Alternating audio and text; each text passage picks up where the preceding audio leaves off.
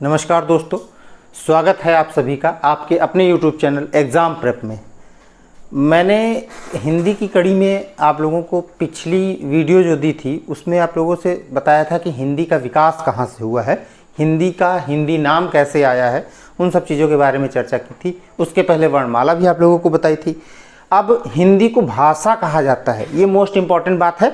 इसकी थोड़ी सी चर्चा करेंगे, बस 30 सेकंड का समय लेंगे, ज़्यादा नहीं लेंगे, ठीक है। तो ध्यान दीजिएगा हमारी इस बात पे, ठीक है। हिंदी जो भाषा है, ठीक है, ये भाषा, ठीक है, ये भाष धातु से आई है। ये ध्यान दे लीजिएगा, केवल बस इतनी सी बात है, ठीक है। और भाष धातुएं कहाँ पर होती हैं? संस्कृत में होती हैं, ठीक। बस इतनी मोस्ट इम्पॉर्टेंट बात है जो पिछली क्लास में छूट गई थी, तो मुझे लगा कि आप लोगों को बता देनी चाहिए, ठीक है। चलिए, आज हम चर्चा करेंगे हिंदी साहित्य के विभाजन की। देखिए, मुख्य तौर पर हिंदी साहित्य का जो विभाजन है वो हमारे जो पूर्व रचनाकार हैं पुराने, उनमें से एक बहुत प्रसिद्ध रचनाकार हैं आचार्य रामचंद्र शुक्ल जी, ठीक है। शुक्ल जी के अनुसार ही जो है हिंदी साहित्य का विभाजन किया गया। देखो यहाँ पे लिखा हुआ, हिंदी साहित्य का विभाजन आचार्य रामचंद्र शुक्ल के अनुसार 4 भागों में विभाजित किया गया है। सबसे पहले कौन सा है? आदिकाल।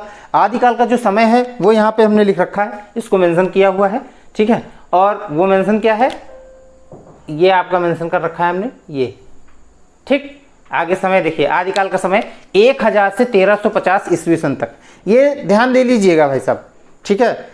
सभी बच्चों को मैं आप बता रहा हूँ, इस चीज़ को जरूर ध्यान दे लीजिए। जो दे रखा है ईस्वी सन दे रखा है, ठीक है, ईसा पूर्व नहीं है या और कुछ नहीं है। और कुछ समझने की कोई गलती कतई मत करिएगा। जो भी यहाँ पे समय दे रखा है वो सारे के सारे सन में दे रखे हैं। दूसरा जो है उसे भक्तिकाल कहा गया। भक्तिकाल का समय 1350 ईस्वी सन से 1650 ईस्वी सन तक था। और चौथा जो है वो रीतिकाल है। रीतिकाल का समय जो है 1650 से 1850 ईस्वी सन तक था।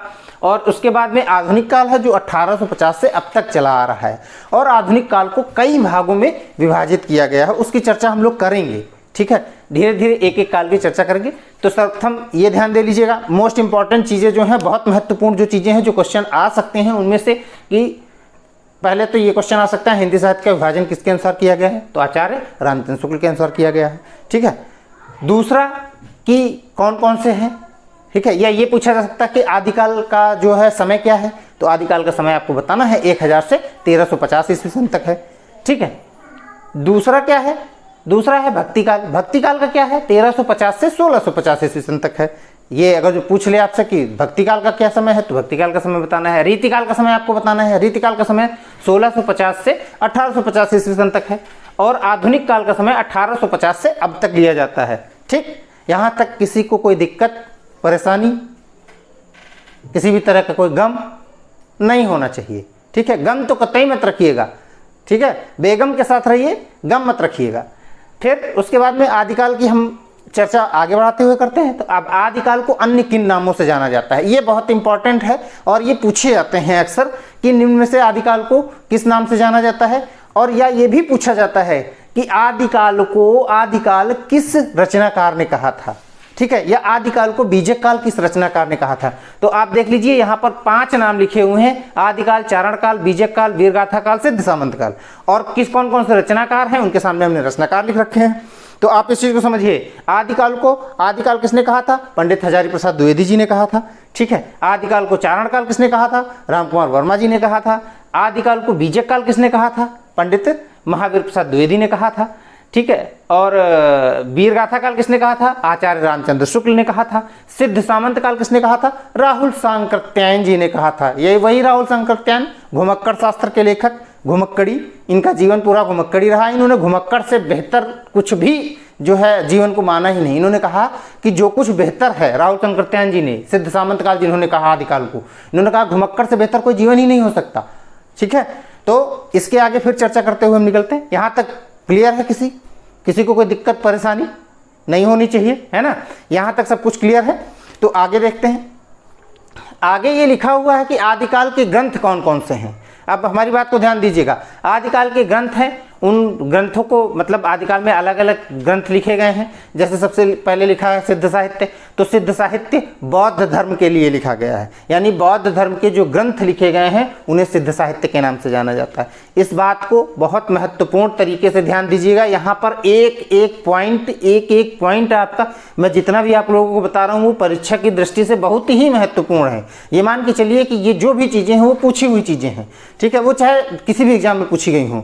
ठीक, अब सिद्ध साहित्य, ठीक है, बौद्ध धर्म का था, यानी बौद्ध धर्म के साहित्य को किस नाम से जाना जाता है? सिद्ध साहित्य के क्वेश्चन आपका बनता है कि बौद्ध धर्म के साहित्य को आदिकाल में किस नाम से जाना जाता था, या आदिकाल में बौद्ध धर्म के साहित्य को किस नाम से जाना जाता था, या ये पूछा जा सकता था कि आदिकाल में सिद्ध साहित्य किस धर्म के ग्रंथों का नाम था, किस धर्म के ग्रंथों को आदि जो है कहा जाता था, तो ये भी पूछा जा सकता है। राज साहित्य अक्सर जो है राजस्थानी ग्रंथ होते हैं, उनको राज साहित्य कहा गया। फिर आपकी जो है जैन साहित्य, जैन धर्म के जैसा नाम है वैसा पता चल रहा है आप लोगों को, जैन साहित्य जो है जैन धर्म के ग्रंथ का नाम है। ठीक है, नाथ साहित्य नाथ संप्रदाय। अब नाथ संप्रदाय से दिमाग में आपके एक बात आ जानी चाहिए कि हम लोग उत्तर प्रदेश में रह रहे हैं, उत्तर प्रदेश के मुख्यमंत्री जी हमारे माननीय योगी आदित्यनाथ जी हैं, और योगी आदित्यनाथ जी भी नाथ संप्रदाय से ही हैं। ये जो बाबा गोरखनाथ हैं वो नाथ संप्रदाय से ही हैं। अवैधनाथ थे, वो भी नाथ संप्रदाय से थे। ये संप्रदाय वाले जो हैं ये सारे नाथ साहित्य हैं, नाथ संप्रदाय के ग्रंथ आते हैं। उसके बाद में लौकिक साहित्य जो है मध्यकाल के पहले के, जो मध्यकाल है, ठीक है, जो हमारा मध्यकाल है उसके पहले के जितने भी ग्रंथ हैं उनको लौकिक साहित्य कहा जाता है। यहाँ तक किसी को कोई दिक्कत परेशानी नहीं होनी चाहिए। अगर हो रही है, किसी को कुछ चीज़ें समझ में नहीं आ रही हैं, तो आप उसे कमेंट बॉक्स में जरूर कमेंट करिएगा, है ना। ठीक, यहाँ तक हिंदी साहित्य के विभाजन का जो भी क्रम था मैंने आप लोगों को बताया है, ठीक है, समझाया है, और बहुत अच्छे से इसको जो है डिस्क्राइब करने की कोशिश की है। इनकेस अगर जो नहीं समझ में आता तो कमेंट बॉक्स में कमेंट जरूर करते रहिएगा। अब इसके बाद में हम लोग जो नेक्स्ट वीडियो में चर्चा करेंगे वो ये चर्चा करेंगे कि आदिकाल की रचनाएं कौन कौन सी हैं। मैं चाहता तो रचनाएं भी इसी में ले लेता, लेकिन रचनाओं को ना लेने का एक मकसद था। मेरा मकसद ये है कि रचनाओं को उस हिसाब से पढ़ना है कि फिर आपको याद होनी चाहिए वो, ठीक है। सबसे मुख्य चीज़ें यही हैं कि रचनाएं याद नहीं हो पाती हैं, पता नहीं चलता है कौन किस लेखक की है, कौन किसकी है, तो उसमें थोड़ा सा ज़्यादा एलोबरेट करना है और थोड़ा सा ज़्यादा जो है आप लोगों को समझाने का प्रयास करना है ताकि याद रहे आपको। और आपका ये अपना चैनल है एग्जाम प्रेप, लेखनी से जीतेंगे। लाइक, सब्सक्राइब और शेयर जरूर करते रहिएगा। अगले वीडियो तक के लिए धन्यवाद।